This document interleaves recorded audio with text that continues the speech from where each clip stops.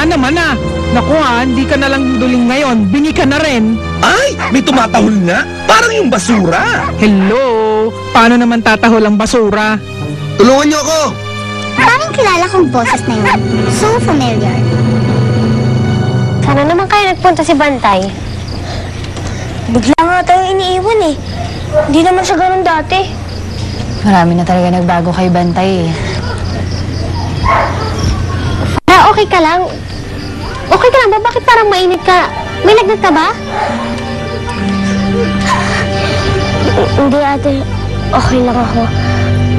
Halika, punta tayo doon. Baka nandun si Bantay. Halika na.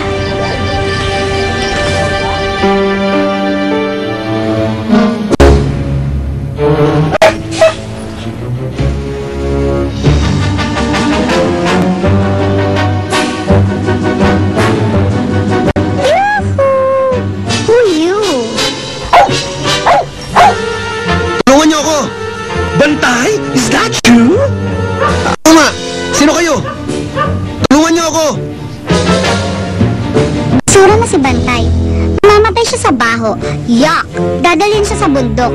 Hahalukayin ng mga bata. I-recycle. Ibebenta.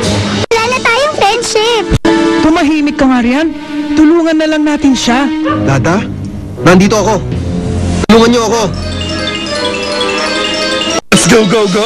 Tulungan na natin siya ng bonggang-bongga! Anong gagawin natin? Tulong! Tulungan niyo ako!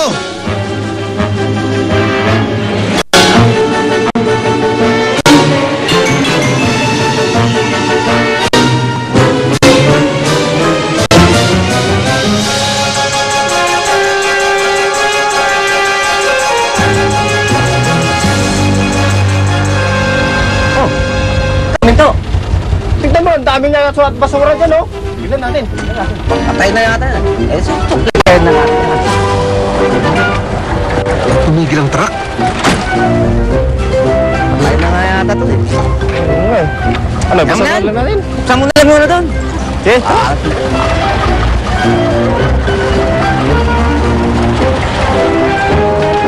Pare mo dyan, pare.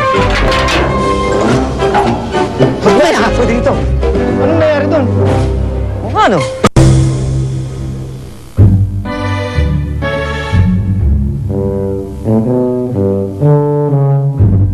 Ang taong yan ang asawa mo?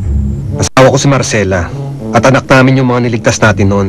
Kung tao ang asawa mo at tao ang anak mo, dapat tao ka rin. Ba't aso ka?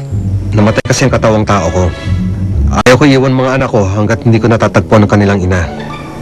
Kaya hiningi ko sa Diyos, nabigyan ako ng pagkakataon makasama uli ang mga bata. Sa katawan ni Bantay niya ako binalik. In fairness, bonggang-bongga ang kwento ng lolo mo. Hindi kaya nauunol na si Bantay? Hayaan mo sila kung ayaw nilang maniwala sa iyo, Bantay. Basta ako, handa akong tumulong basta't kailangan mo. Totoo ba yan? Nagsasalita ka na? Pero bakit ganyan ang boses mo? Parang slightly di bagay.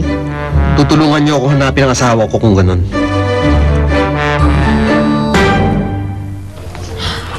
Bakit ang daming aso dito?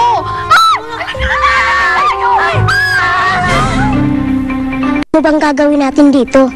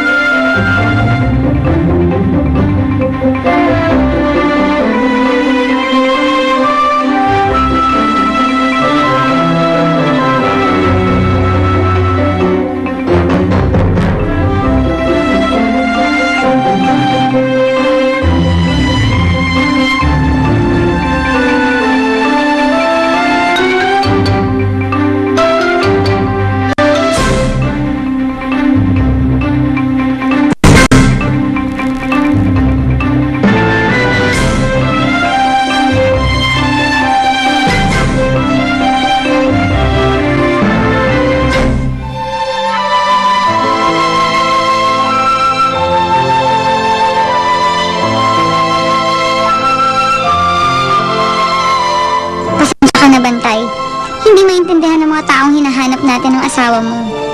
Kung aso ba ang ginawa mo, di mas madali sana natin siyang matatagpuan. Maraming salamat na lang sa tulong nyo. Babalik na lang ako sa mga anak ko. Siguradong hinahanap ako ng mga yon. Wala na bang ibang pwedeng punta ng asawa mo? Wala na ba siyang ibang pamilya? Hinahanap ko siya dati sa mga magulang niya. Pero wala siya doon. Tsaka hindi kami magkasundo ng biyenan ko. Ang mga tao, mahal nila ang pamilya nila. Hindi nila basta pinababayaan ang mga anak nila. Baka pag nalaman ng nanay ng asawa mo na walang nanay ang mga anak mo, well, tulungan yes sila. In fairness, parang nalito ako doon.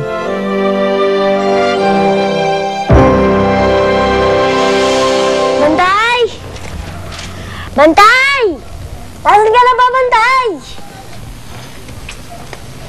Kuya, may saranggola, oh! Oo nga, no? Ay,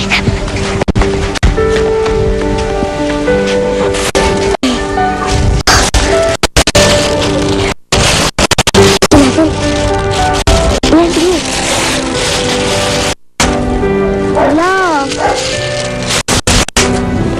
Kuya, ba't ayaw lumipad? Hindi, para mali. Alala ko na yung sinasabi ni tatay noon.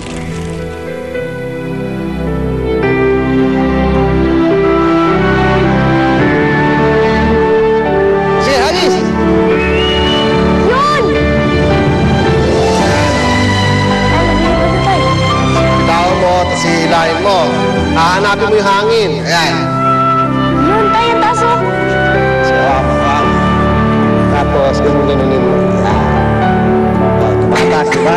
Patis karga. Bitawan mo. Papakit yung huli. Ganun-ganunin mo. Sa... Yan. Sige, ako na siya. Kuya, lumilipad daw. Ang galing mo. Yan, tama yan.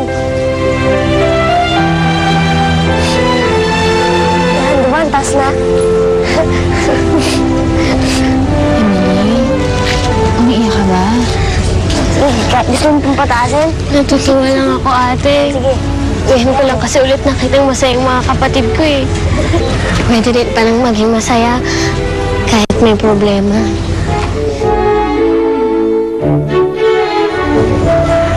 Pero bakit? Nahihilo ako, kuya eh. Ha? Para!